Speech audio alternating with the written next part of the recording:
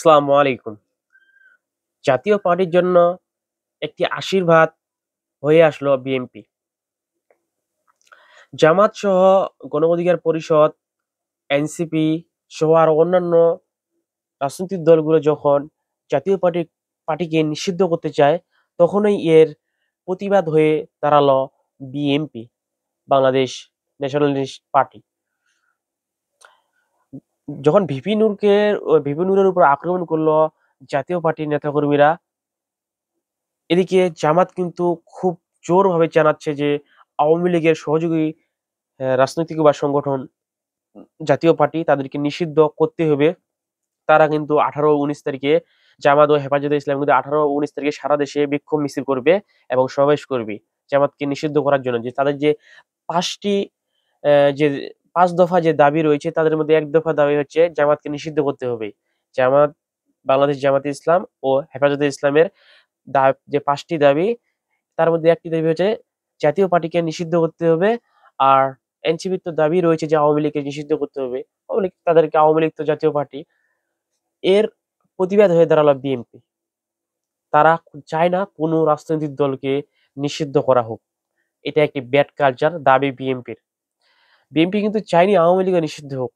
তখন আপনারা যারা রাজনৈতিক নিউজ খবর রাখেন, তখন কিন্তু রুমিন ফারহানা সহ আরো বেশ কিছু নেতা তাদের টকশোতে কিন্তু জোর দাবি জানাচ্ছিল, না রাজনৈতিক আওয়ামী লীগকে নিষিদ্ধ করা যাবে না।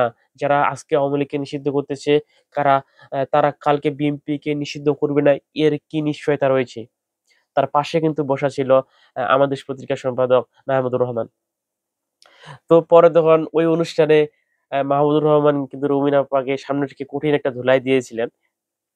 হ্যাঁ, তো এই খবর বর্তমান বিএনপি যে কোন দিকে আগাচ্ছে, সেটা কিন্তু আমাদের বোঝা মুশকিল হয়ে যাচ্ছে।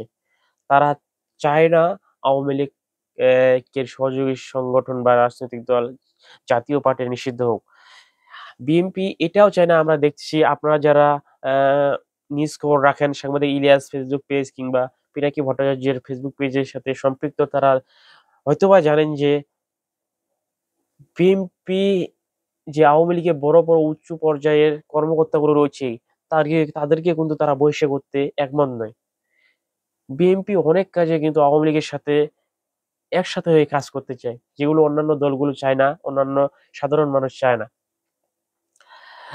তো এখন দেখা যাক, বিএনপি এর বিরুদ্ধে দাঁড়িয়েছে, বাকি দলগুলো আহ, যে চায় যে জাতীয় পার্টিকে তারা নিষিদ্ধ চায়। তো এই জন্য হেফাজতে ইসলাম, জামাতে ইসলাম, বাংলাদেশ নিজের পার্টি, এবি পার্টি, গণ অধিকার পরিষদ সহ আরো কিছু রাজনৈতিক দল আহ, সারা বাংলাদেশে একটা বিক্ষোভ মিছিল ও সমাবেশ করবে। সেই সমাবেশের পর বাংলাদেশের অবস্থা কি হয়, বাংলাদেশ হাইকোর্ট কিংবা উচ্চ আদালত জাতীয় পার্টিকে নিষিদ্ধ করে কিনা, সেই খবর আপনাদের জানাবো।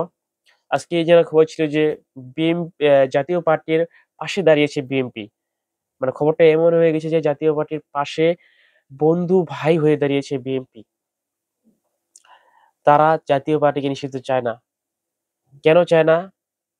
বাংলাদেশের মানুষ কোনো নিউজ চ্যানেল কারো আহ জানা নেই কেন চায় না।